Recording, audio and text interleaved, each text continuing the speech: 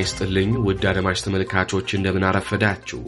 የሰዓቱን አበይትና ሰበር ዜናዎች ይዤ ቀርቤያለሁ።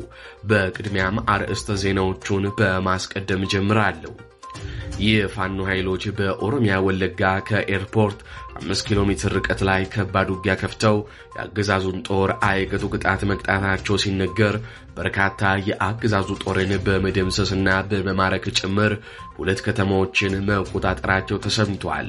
ከወለጋ የተሰማውን ሰበር ዜና ይዘነዋል። ወዲህ በወሎ የአገዛዙ የጦር መሪዎችን ጨምሮ ከ100 በላይ ወታደሮች የተደመሰሱበት ከባድ ውጊያ ሲደረግ ፋኖ በተለያዩ አቅጣጫ የብልጽግናን ጦር ድል ነስቶታል። ዝርዝር አለን። ወዲህ ጎጃም ተደበላልቋል።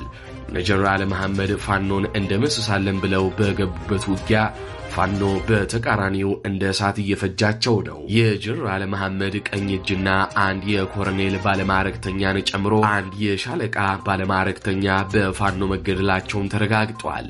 ወዲህ ፋኖ በርካታ የጎጃም ቀጠናዎችን ሲቆጣጠር በጎጃም የመከላከያ ጦር እንደ ቅጠል እየረገፈ ነው።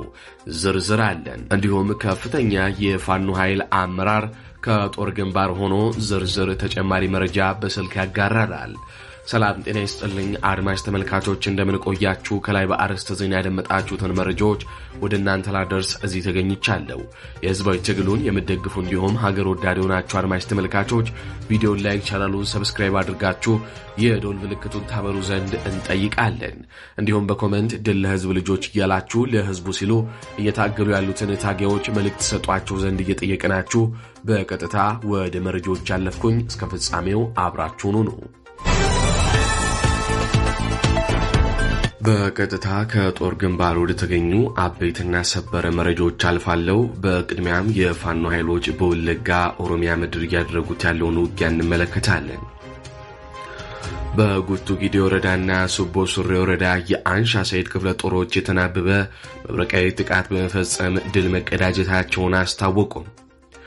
በትላንትናው ዕለት በአፋብን ወለጋ ቢዛሞ አንሻ ሰይድ እዝ የሚንቀሳቀሱት ጌጤ ግርማ መብረቁ ክፍለ ጦር፣ አበጀ ጥበቡ ነበልባለ ክፍለ ጦር፣ አንገር ጉትን ክፍለ ጦርና ታፈር አለሙ ሳተናው ክፍለ ጦር የአንሻ ሰይድ እዝ ምክትል ጦር አዛዥና የየክፍለ ጦሮቹ አዛዦች በጋራ በመናበብ ደማቅ ወታደራዊ ገድልና የድል ታሪክ በመጻፍ ዛሬም በደመቀ ሁኔታ ታላቅ ድል መቀዳጀታቸውን ነው ያስታወቁት። ላለፉት በርካታ ወራቶች በምስራቅ ወለጋ ዞን ጎቶ ጊዴ ወረዳ ሎጋ ቀበሌና በምስራቅ ወለጋ ዞን ሱቡ ስሬ ወረዳ መርካቶ ቀበሌ ላይ ለበርካታ ወራቶች ካምፕ በማድረግ የአማራውን ማህበረሰብ በግፍ ሲጨፈጭፍ፣ ሲገድል፣ ሀብት ንብረቱን ሲዘርፍ እንዲሁም የሃይማኖት አባትን ጨምሮ በአሰቃቂ ሁኔታ በመግደል የአማራ የጥላቻውን ጥግ በአደባባይ ሲያራምድ የቆየው የአገዛዙ ኃይል በተጨማሪም ወደ ሁለቱም ከተማዎች ማለትም በመርካቶ ከተማና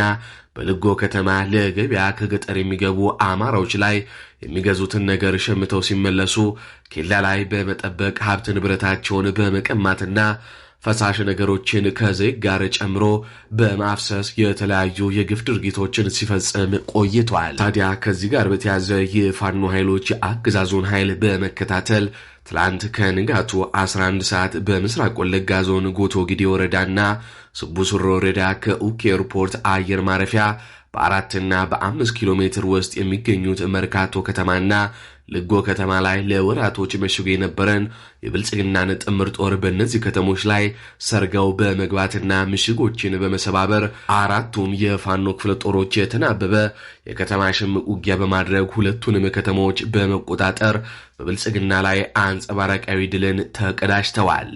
በመጨረሻ ውጊያው ከትላንት ከጠዋቱ 11 ሰዓት ጀምሮ እስከ ቀኑ 5 ሰዓት ለ6 ሰዓታት የተደረገ ሲሆን በየጊዜው ወለጋ ምድር ላይ ታሪክን በእጃቸው መጻፍ የለመዱት የአንሻ ሰይድ አናብስቶቹ በድል ማጠናቀቃቸውንም በመግለጫቸው አሳውቀዋል።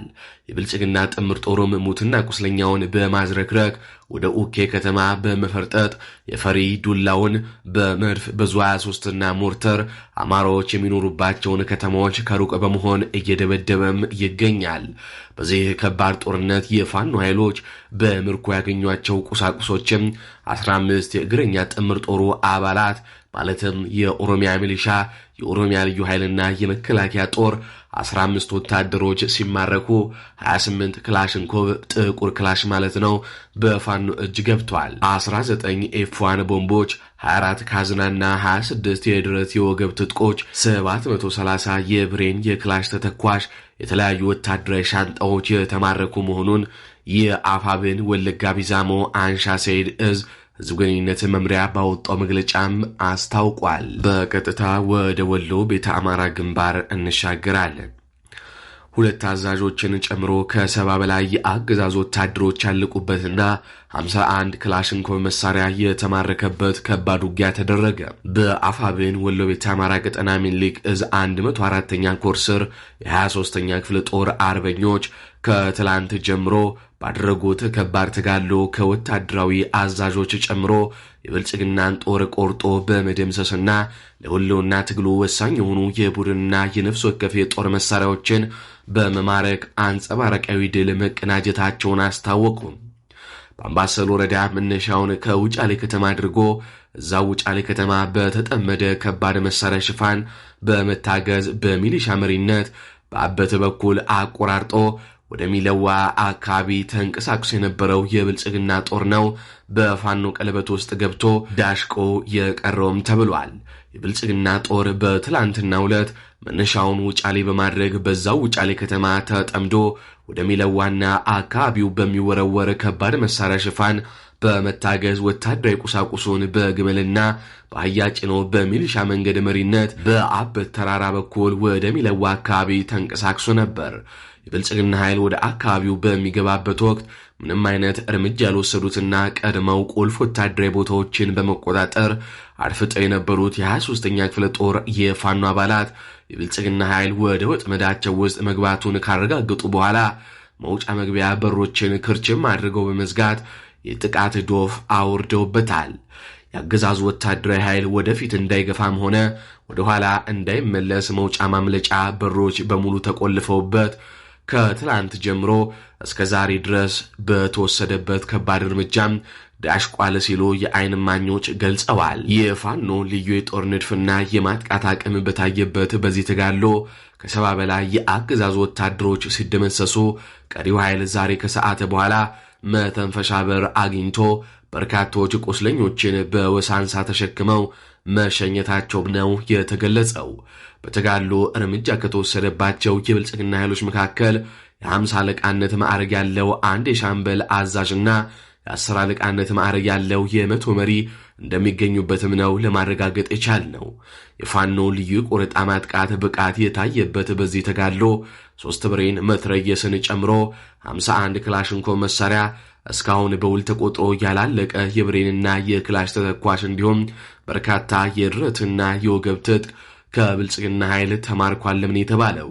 በተጨማሪም 11 ወታደሮች እጅ ከፍንጅ ተማርከው የዓለም አቀፍ የምርኮኛ አያያዝ ሕግ ገደብን እንዲሁም አማራዊ ሴትን ባህልን ባከበረ መልኩ የፋኖ ኃይሎች እንክብካቤ እያደረጉላቸው መሆኑን አረጋግጠናል። በቀጥታ ወደ ጎጃም ሰበር መረጃዎች አለፋለሁ።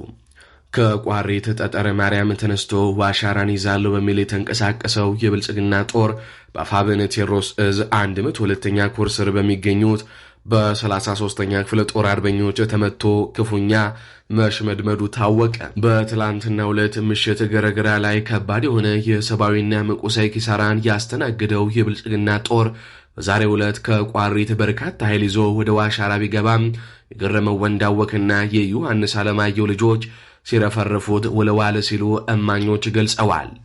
በፋኖ የጦር ንድፍና የውጊያ ስሌት ቁጥጥር ስር ውሎ ከባድ እርምጃ የተወሰደበት የብልጽግና ጦር ሞትና ቁስለኛውን እያዝረከረከ ፈርጥጧል ሲሉ የእዙ ህዝብ ግንኙነት መምሪያም ለሚዲያችን ገልጸዋል። የፋኖ ኃይሎች ጎጃም ደጋዳሞት ከገባው የአገዛዙ 4 ጄኔራሎችና 7 ኮሎኔሎች መካከል በዛሬው ዕለት ጠዋት አንድ ኮሎኔል በአፋብን ቴዎድሮስ እዝ አናብስቶች እስከ ወዲያኛው መሸኘቱንም አረጋግጠናል። የኮሎኔሉ ማንነት እስካሁን እየተጣራ ነው። ሙሉ መረጃው ሲገኝ ይዘን የምንቀርብ ይሆናል። በሌላ በኩልም ሌላ መስመራዊ መኮንን በምስሉ ላይ የምትመለከቱት ግለሰብ ተሸኝቷል። በምስሉ ላይ የምትመለከቱት የሻለቃ አመራር ሰማኸኝ ጥላሁን ተብሎ የሚጠራ ሲሆን አንድ ሬጂመንትን አሰልፎ ወደ ደጋዳሞት እየከነፈ ቢገባም በትላንትናው ዕለት አልሞ መገንጠያ ላይ በተደረገ ከባድ ትንቅንቅ በፋኖ ኃይሎች ክንድ ወደ ሌላኛው ዓለም ተሸኝቷል ነው የተባለው። የፋኖ ኃይሎች በደጋዳሞት ከባድ ውጊያ እያደረጉ ሲሆን ያገዛዙን ጦር አይቀጡ ቅጣት እየቀጡት ነው። እዚሁ ጎጃም ላይ እንቆያለን። በአንጀኔ ገሊላ፣ ዋሻራና ገረገራ ቀጠናዎች አገዛዙ ጦር ከባድ ኪሳራ አስተናግዶ ማፈግፈጉና እነዚህ አካባቢዎችም በፋኖ ቁጥጥር ስር መዋላቸው ተገለጸ። በአፋብኃይል ቴዎድሮስ እዝ ስር የሚንቀሳቀሱት ክፍለ ጦሮች በተለያዩ ወታደራዊ ቀጠናዎች ባካሄዱት መጠነ ሰፊ የመልሶ ማጥቃት እርምጃ የአንጀኔና የገሊላ ከተማዎችን ጨምሮ በርካታ ስትራቴጂካዊ ቦታዎችን ሙሉ በሙሉ በቁጥጥራቸው ስር መዋላቸውን ገልጸዋል።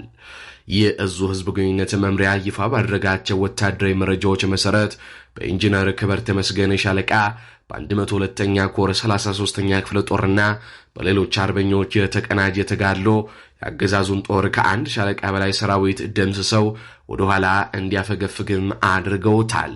የቴዎድሮስ እዝ 109ኛ ኮር 99ኛ ክፍለ ጦር ኢንጂነር ክበር ተመስገን ሻለቃ ከሐምሌ 9 ቀን 2018 ዓ.ም ጀምሮ በሶስት አቅጣጫ ሜካናይዝድ ኃይል በማሰለፍ ተንቀሳቅሶ የነበረውን የአገዛዙን ጦር ለ5 ቀናት ያክል በተካሄደ ከባድ ትንቅንቅ መደምሰሱንም ገልጿል። የብልጽግና ኃይል በአንጀኔ ገሊላና ከቢብኝ በኩል አልማ ሽፋን በመስጠት የፋኖ ኃይሎችን ቀይ ይዛለው ብሎ ቢንቀሳቀስም በአንጀኔ ገናላ፣ ጊዮርጊስ፣ ዳባና ዋዳን በተባሉ ቦታዎች በተደረገ አውደ ውጊያ ከአንድ ሻለቃ በላይ የአገዛዙ ኃይል ተደምስሶ ቀጠናው ሙሉ በሙሉ በፋኖ ቁጥጥር ስር ውሏል። በዚህ ውጊያ የአገዛዙ አዋጊ መኮንኖች የተደመሰሱ ሲሆን ወደ መግዲያ ዞን ገብቶ ከባድ ሰብአዊ ኪሳራ የደረሰበት የአገዛዙ ጦር ከፍኖተ ሰላምና ከደብረ ብርሃን ደንበጫ የተጫነ ተጨማሪ ኃይል ዙ 23 ከባድ መሳሪያዎችን በመጠቀም የተረፉ አባላቱን ይዞ ለመውጣትም ተገዷል። በሌላ በኩል ደግሞ የደንበጫ ማህበረሰብ በጥሩምባ በመውጣት ያገዛዙን ጦር ፊት ለፊት በመጋፈጥ ከፍተኛ ህዝባዊ ጀብዱ መፈጸሙም ተገልጿል። በሌላ ወታደራዊ ቀጠና ከቋሪት ጠጠር ማርያም ተነስቶ ዋሻራን ለመያዝ የተንቀሳቀሰው የአገዛዙ ጦር በ102ኛ ኮር 33ኛ ክፍለ ጦር ተቀጥቷል።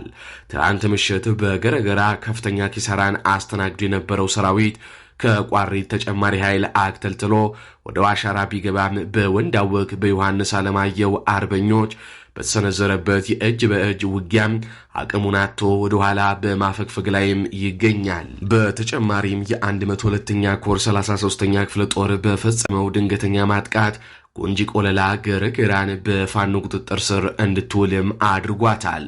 በዚህ ሳቢያ በጎንጂ ቀለላ ከተማ የተጠራቀመው የአገዛዙ ሰራዊት እርስ በራሱ ሲታኮስ ማደሩም የተገለጸ ሲሆን በተለይም የተጠረነፈው ሚሊሻ ወደ ሰሜን ግባ መባሉን ተቃውሞ አልሄደም በማለቱ በፈነዳው የእርስ በርስ ውጊያ ከ3 በላይ የአገዛዙ አባላት በእርስ በርስ ውጊያ መገደላቸውም ታውቋል።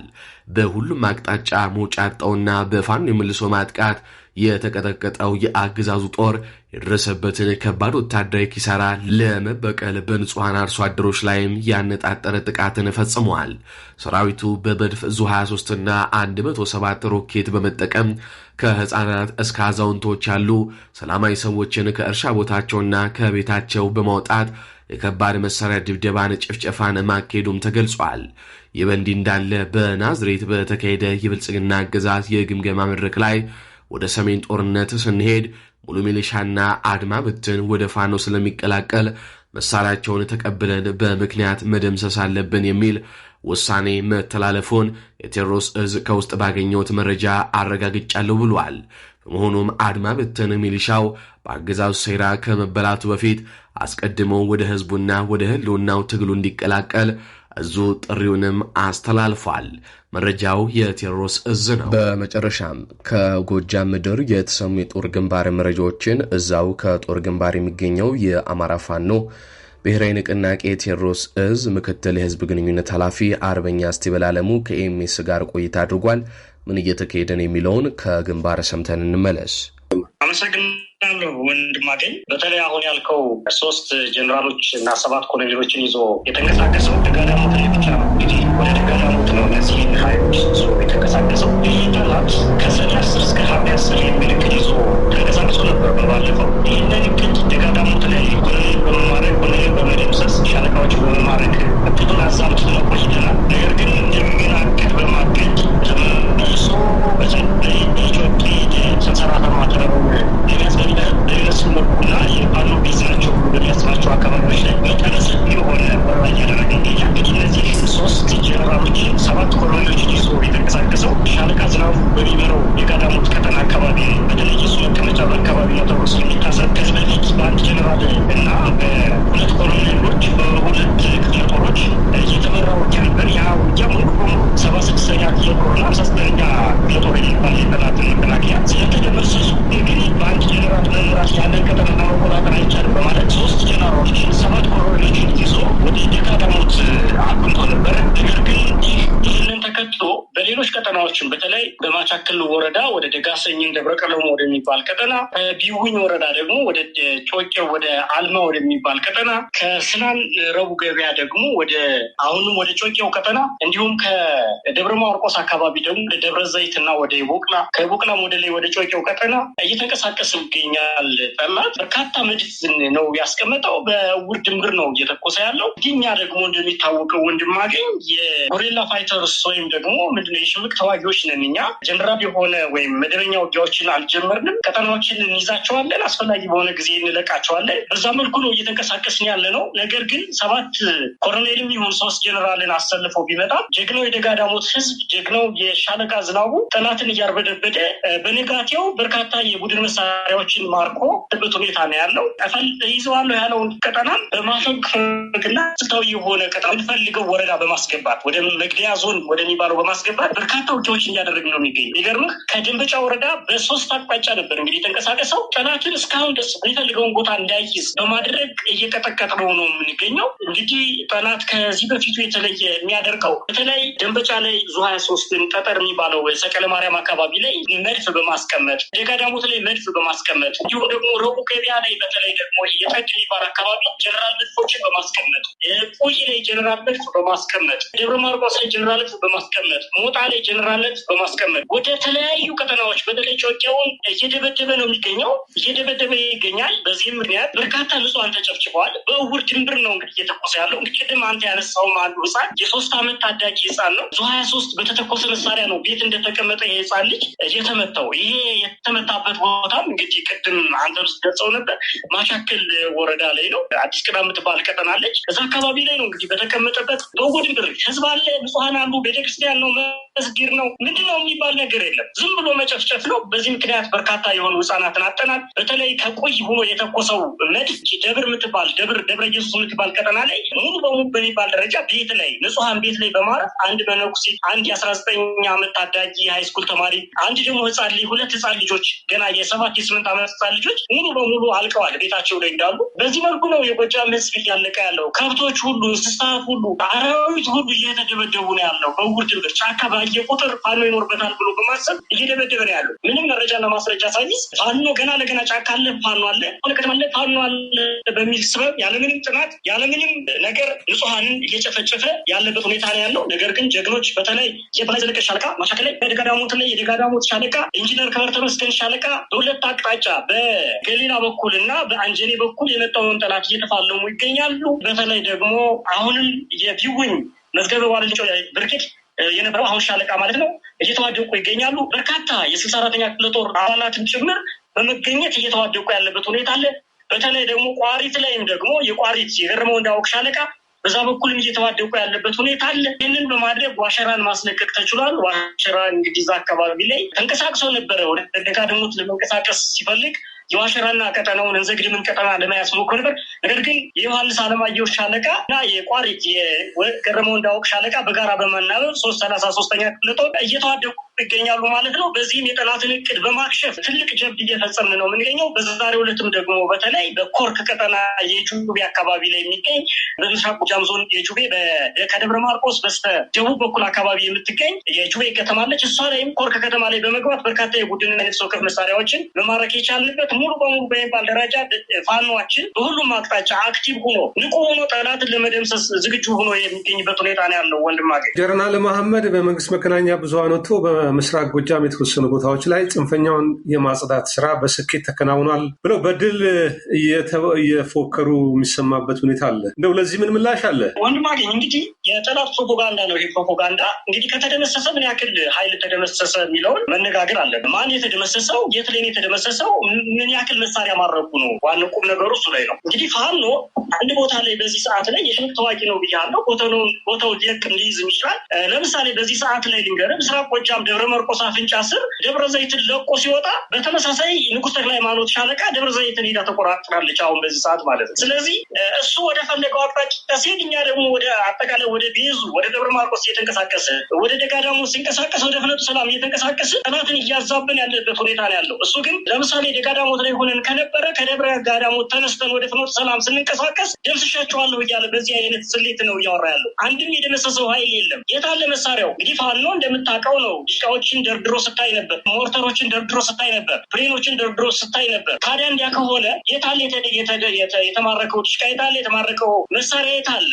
ማንን እንደመሰሰ ከሚታወቁት ሰዎች ውስጥ ማንን የትኛው ሻለቃ መሪ ተደመሰሰ? ከፋኖ አንድም የተደመሰሰ ኃይል የለም። ስልታዊ የሆኑ ውጊያዎችን እያደረግን ያለ ነው። እኛ ፋኖች ነን። ፋኖ ደግሞ መደበኛ ውጊያ ገና አልከፈተም። በዚህ ዝግጅት ላይ እንዳለን በተደጋጋሚ ነግሬሃለሁ። ስለዚህ ይህንን እቅድ ለማክሸፍ እና የሰሜኑን ጦርነት ለማድረግ ደምስሻለሁ ብሎ ለመንቀሳቀስ ስለሆነ እየተንቀሳቀሰ ያለው። ይህንን ደግሞ አስበንና አቅደን እኛም ቦታዎችን እየመረጥን ወደ መግደያ ቦታ እያመጣን ከዚህ በፊት ይዘናቸው የነበሩ ቦታዎችንም ለቀንም ቢሆን አስፈላጊ ከሆነ ወደ መግደያ ቦታ እየሳብን ያለበት ሁኔታ ነው ያለው። በቅርብ በርካታ መሳሪያዎችን እንማርካለን። መግደያ ቦታዎቻችን ላይ ሰተት ብሎ እየገባ ነው ያለው። እንግዲህ እዚህ ላይ ደግሞ የፋኖ ርብርብ በወታደራዊ መሪዎቻችን በኩል የተጠና ታክቲካል የሆነ በደንብ የተጠና አካሄድ እየተሄደበት ያለበት ሁኔታ ነው ያለ። ይሄ ግን ተራ ፕሮፓጋንዳ ነው። ስንት መሳሪያ ይዟል ፋኖ ሲደመሰስ? ምን መሳሪያ ተይዞ የተደመሰሰው? ማንን የደመሰሰው? እስኪ አስከሬን ያምጡ። ማን የሚባል መታወቂያ እስኪ ያምጡ። አንድም ሰው አልተደመሰሰም። ተራ ህዝብን ለማወናበድ እና በእኛ ቁጥጥር ስር ውስጥ ነው ቀጠናው ለማለት የሚደረግ ተራ ፕሮፓጋንዳ እንጂ ፋኖ በሁሉም ቀጠና ውስጥ ያለ ነው። እንግዲህ እነሱ ወደ ጮቄው ሲያሰፈስፉ እኛ ደግሞ ቆላውን ይዘናል። ቀጣይ ደግሞ ከተሞችን እንይዛለን ማለት ነው። በዚህ ልክ ነው እየተንቀሳቀስን ያለ እንጂ መሐመድ ተሰማ የሚሆን ሌሎቹ ወደ 11 የሚጠቁ ጀነራሎች ያቀዱት እቅድ ነው። ጦርነቱ አሁን እንደቀጠለ ነው። አዎ ጦርነቱ እንደቀጠለ ነው። እየተዋጋን ነው። በሁሉም አቅጣጫ እየተዋጋን ነው። አሁን በዚህ ሰዓት ላይ ድጎ አካባቢ፣ ጮቄው አካባቢ ላይ አልማ የሚባል አካባቢ እየተዋጋን ነው። ደጋዳሞት ላይ እየተዋጋን ነው።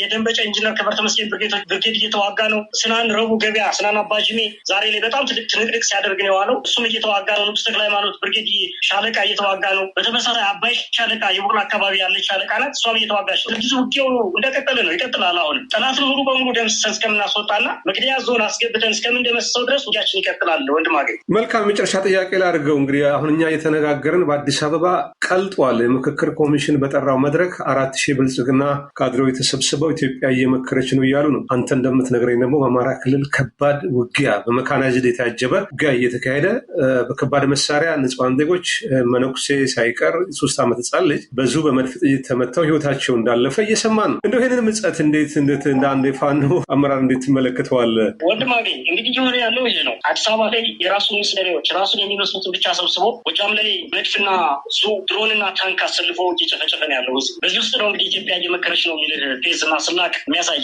አንደኛ ነገር እነዚህ ሰዎች የተሰበሰቡት እነማን ናቸው? ከአንድ ፓርቲ የተውጣጡ አንድ አይነት አስተሳሰብ ያላቸው አንድ አይነት ዓላማ ያላቸው አካላት ናቸው ተሰብስበው እየመከርን ነው ብለው የሚሉ። አብይ አህመድ መለመላቸው የአብይ አህመድ ምስለኔዎች ምንም አይነት ተፎካካሪ ፓርቲ የሌለበት ምንም አይነት ተቃራኒ ቡድን የሌለበት ላይ ሰብስቦ ምክክር አደርጋለሁ ይላል። የምትመካከር እኮ የተለያየ ሀሳብ ሲኖር ነው እንዴ? መድፍና ታንክ ድሮንና ጭት አሰልፈ ለጎጃም ለአማራ ህዝብ እየመከርኩ ነው ማለት የጎጃም ህዝብ የአማራ ህዝብ ኢትዮጵያዊ አይደለምን? ከኢትዮጵያዊነቱ ተሰርዟል። ማንን ነው ወክሎ ጎጃም የላከው? ማንን ነው ወክሎ አማራ የላከው? እኛማ እናት የሞችብን እየተሰቃየን ነው። ድሮን እየዘነበብን ነው። እኛ አማራዎች ድሮን እየዘነበብን ከማን ጋር በየትኛው ሀሳብ ነው የምንመካከል? በየትኛው ነፃነት ነው የምንመካከል? ያለ ነፃነት ምክክር አለ? ድሮን ሰደህ ጀት ሰደህ መድፍ እየተኮስ እየገደልክ እንዴት ነው ህዝብ የሚመክረው? እስኪ አንድ ገበሬ ጠይቅ። ምንድን ነው የሚልህ? ዛሬ ላይ ቤቱ ድሮን ፈርሶበት፣ ቤቱ በጀት ተደብድቦበት፣ ልጆቹ አልቅሰው ጥቁር ለብሰው እንዴት ነው ምክክር ማለት? የለም ምክክር ላይ አይደለንም እኛ። ውጊያ ላይ ነን። ተከፍቶብናል። የህልውና ጦርነት ላይ ያለ ነው። ህዝባችንን ለማጥፋት ኢትዮጵያዊ አይደላችሁም ተብለን እየጠፋን ያለንን እኛ አማራዎች። ስለዚህ ላለመጥፋት እያደረግነው ባለው ህልውና ትግል ውስጥ እየመከርኩ ነው ማለት አማራን ከኢትዮጵያ ለማስወገድ ለመደምሰስ እየመከርኩ ነው እያለ ነው አብይ አህመድ። ጭፍራዎችን ሰብስቦ ፓርቲውን ሰብስቦ የራሱ መስሎችን ሰብስቦ የራሱ የሆነ ፓርቲ ተቃዋሚ ፓርቲ ራሱ በሚመሩ አዋቅሮ ራሱ ፎልስ ፓርቲ አዋቅሮ ከነሱ ተወካይ አምጥቻለሁ ብሎ እየመከርኩ ነው ይላል። ይሄ ቀልድ ነው። ያለምንም ማህበረሰብ ለመሸወድ እንጂ ኢትዮጵያውያንማ እየሞቱ ነው። በነገራችን ላይ ኢትዮጵያውያን እየተገደሉ ነው። መሄጃ አጥተው ሀገራችን የት ነው? አንተ የ3 ዓመት ልጅ እየገደል መነኩሴ እየገደል ሴት ልጅ እየደፈር ልጅ እኮ የ19 ዓመት ተማሪ ልጅ እኮ ትላል ሞተች። ይህን እያደረገ በአንድ ጎን ግን አምባገነን መንግስት የሚያደርግ በአንድ እጁ ይዞ በአንድ እጁ ክላሽ ይዞ በአንድ እጁ ቦምብ ይዞ በአንድ እጁ ግን ሰላም ብሎ ዳለነት ማስተላለፍ የተለመደ ነገር ነው። ከአብይ አህመድ ብቻ አይደለም። የትኛውም አምባገነን መንግስት ይህንን ሲያደርግ ነው የኖረው። እንዴት ነው የሚያደርግ? መጨረሻ ላይ ሲወድቅ ነው ዓለም የሚመሰክረው። ስለዚህ ዓለም ከመጥፋታችን በፊት የአማራ ህዝብ ነበር ተብሎ ከመነገሩ በፊት ከጎናችን እንዲቆም መልዕክትን አስተላልፋል። ዛሬ በድሮን ስንጨፈጨፍ አለሁላችሁ ሊለን ይገባል። በዚህ ዘመን በ21ኛው ክፍለ ዘመን እንዴት እንዲሆናል? እንዴት እንገደላለን? እንዴት በፖለቲካ የራሱ ሰዎች ሰብስቦ አዳራሽ ላይ በመሰብሰብ እየመከርኩ ነው ሲል ዓለም እንዴት ዝም ብሎ ያያል? እኛ ክንዳችንን ተጠቅመን ከሰማይ ፈጣሪ አጋዥ አድርገን እየተዋጋን ያለ ነው። እናሸንፋለን። እርግጠኛ ሆኜ የምነግርህ ይህንን ቀን እናልፈዋለን። አማራ ይህን ቀን ያልፈዋል። ይህን ቀን እናልፈዋለን።